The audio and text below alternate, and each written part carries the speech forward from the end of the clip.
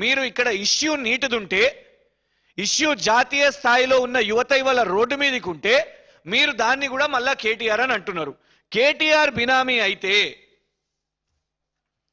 ఇది 2013 ఆనాడు కేటీఆర్ గారు ముఖ్యమంత్రి కాదు, ఉమ్మడి ఆంధ్రప్రదేశ్లో వారు కాంగ్రెస్ పార్టీలో లేరు, వారు ప్రభుత్వంలో లేరు. ఇది జేఎన్టీయు కాకినాడ వాళ్ళు చేపట్టిన పరీక్షలు, వాళ్ళు చేపట్టిన రిక్రూట్మెంట్ అవన్నీ కూడా గ్లోబ్ అరీనా సంస్థ ద్వారా చేసిండ్రు. రేవంత్ రెడ్డి గారు మీ ప్రభుత్వం, మీ కాంగ్రెస్ ప్రభుత్వం ఉన్నది, మరి కేటీఆర్ గారికి సంబంధించిన సంస్థ అయితే మీ కాంగ్రెస్ ప్రభుత్వం 2013లో ఎందుకు జేఎన్టీయు విశ్వవిద్యాలయం గ్లోబ్ అరీనా సంస్థకు ఎందుకు కాంట్రాక్టులు ఇచ్చింది? ప్రశ్న నంబర్ 1. ఇగోండి ఇంకొక circular, same Globe Arena Technologies ఇంకొక 6 నెలల తర్వాత ఇంకో కాంట్రాక్ట్, అసెస్మెంట్ బీటెక్ పరీక్షలు. అప్పటికి కూడా తెలంగాణ ఏర్పడలేదు, ఉమ్మడి ఆంధ్రప్రదేశే, కాంగ్రెస్ ప్రభుత్వమే గ్లోబ్ అరీనా టెక్నాలజీస్ అసెస్మెంట్ చేస్తుంది బీటెక్ పరీక్షలని. మరి కేటీఆర్ గారి సంస్థ అయితే ఉమ్మడి ఆంధ్రప్రదేశ్ కాంగ్రెస్ ప్రభుత్వం ఎట్లిచ్చింది? దీనికంటే ఇంకొంచెం ముందుకెళ్దాం. 2012లో అతిపెద్ద ఇన్ఫర్మేషన్ అండ్ టెక్నాలజీ సమిట్ ఆనాడు కాంగ్రెస్ ప్రభుత్వం ఏర్పాటు చేసింది. ఇక్కడ ఇగోండి కిరణ్ కుమార్ రెడ్డి గారు ముఖ్యమంత్రి, ఇది ఆ యొక్క వేదిక ఫోటో. ఇది ఈ కార్యక్రమానికి ముఖ్య అతిథిగా ఆనాడు కాంగ్రెస్ ముఖ్యమంత్రి కిరణ్ కుమార్ రెడ్డి గారు పాల్గొన్నారు. ఈనాడు చీఫ్ సెక్రటరీగా ఉన్న సంజయ్ జాజు గారు, ఆ రోజు ఐటీ విభాగానికి సెక్రటరీ, వారు కూడా ఇక్కడ ఉన్నారు. ఈ కార్యక్రమంలో స్పాన్సర్ గ్లోబ్ అరీనా. కాంగ్రెస్ ప్రభుత్వం చేపట్టిన సదస్సుకి స్పాన్సర్ గ్లోబ్ అరీనా. అందులో వక్తగా దాని యొక్క సిఇఓ. కాంగ్రెస్ ప్రభుత్వం చేపట్టిన సదస్సులో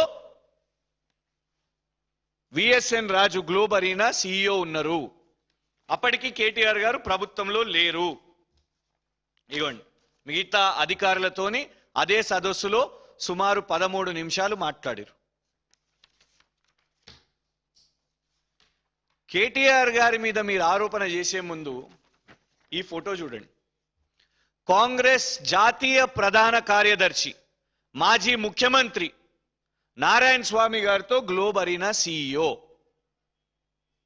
పొద్దున్న లేస్తే అబద్ధాలు చెప్తున్నారు వీళ్ళు.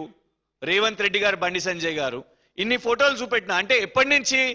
తెలంగాణ రాష్ట్రం ఏర్పడక ముందు నుంచే కాంగ్రెస్ ప్రభుత్వం వాళ్లకు కాంట్రాక్టులు ఇస్తున్నది. కాంగ్రెస్ ప్రభుత్వానికి సంబంధాలు ఉన్నాయి ఈ గ్లోబ్ అరీనా. ఇప్పుడు కోఎంట్ ఎడ్యుటెక్.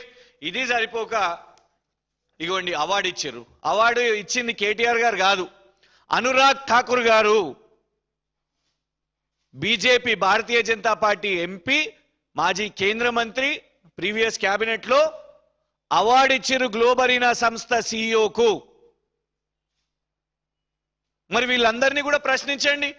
కాంగ్రెస్ నాయకులను, కిరణ్ కుమార్ రెడ్డి గారిని, ఈ అనురాగ్ ఠాకూర్ గారిని, వీళ్ళందరినీ ప్రశ్నించండి.